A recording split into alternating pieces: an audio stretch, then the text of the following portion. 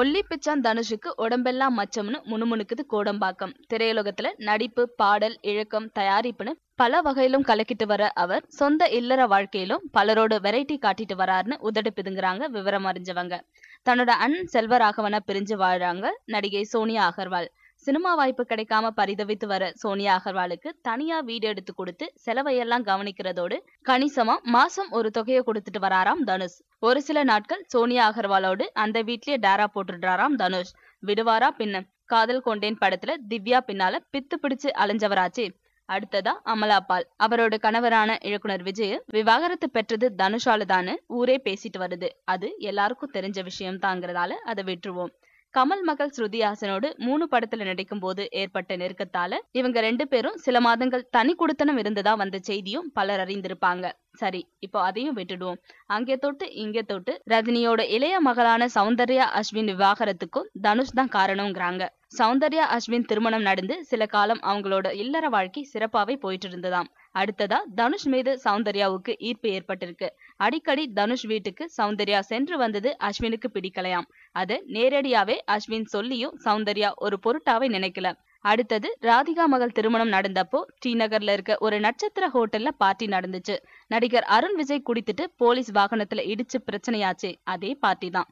அதுல பெரும்பாலான சினிமா நட்சத்திரங்கள் பங்கேற்று மப்பேற்றி இரவு முழுக்க கூத்தடித்திருந்தாங்க. அந்த பார்ட்டில தனுஷும் கலந்துகிட்டாரு, சௌந்தர்யாவும் தான். அந்த இரவு சௌந்தர்யா வீடு வருவாங்கன்னு காத்திருந்தாரு அஸ்வின். ஆனா அவங்க வரவே இல்ல. இதற்கிடையில் தனுஷோடு அவங்க தங்கியிருந்து அடிக்கிற கூத்து அஸ்வினுக்கு நெருக்கமான ஒரு நடிகர் அப்படியே அஸ்வினுக்கு லைவ் ரிலேவா தகவல் கொடுத்துட்டே இருந்தாராம். இனியும் பொறுமை காக்க முடியாதுன்னு கருதிய அஸ்வின் அந்த பார்ட்டி நடந்த 2வது நாளே விவாகரத்து கேட்டு கோர்ட்படி ஏறிட்டாரு அஸ்வின். விவாகரத்து வழக்கு நடந்துட்டு இருக்கும் போதே சௌந்தர்யாவை தனி குடித்தனம் அமர்த்திட்டாராம் தனுஷ். ஐஸ்வர்யாவையும் சௌந்தர்யாவையும் ஒரே வீட்டுல வைக்கிறது தான் தனுஷோட திட்டம்.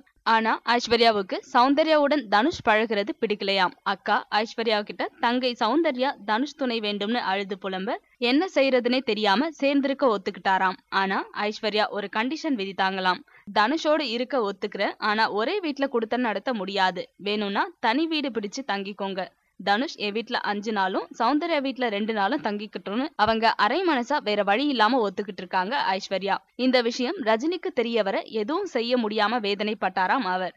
ஐஸ்வர்யா விதித்த கண்டிஷன்ல 2 மாசம் மட்டுமே கடைபிடித்த தனுஷ் அடுத்தது அதிகம் தங்க ஆரம்பிச்சது சௌந்தர்யாவோடு தானாம். இதனால ஐஸ்வர்யாவுக்கும் தனுஷுக்கும் ஏகப்பட்ட பிரச்சனை. என்ன செய்யலாம்னு திட்டமிட்டு தான் VIP 2ஆம் பாக படத்தை சௌந்தர்யாவை இழக்க வச்சாராம் தனுஷ். ஷூட்டிங் பிஸின்னு 2 பேரும் சேர்ந்து இருக்கிறதுக்கு வசதியா இருக்குங்கிறதால தான் சௌந்தர்யாவை இந்த படத்தை இழக்க வச்சாராம் தனுஷ். இப்போ சௌந்தர்யாவுக்கு விவாகரத்து கிடைச்சிடுச்சு. இப்போதாவது தனுஷ் சௌந்தர்யாவை 2வது திருமணம் செஞ்சுக்குவாரான்னு முணுமுணுக்குது கோடம்பாக்கம். அதுதான் இல்ல.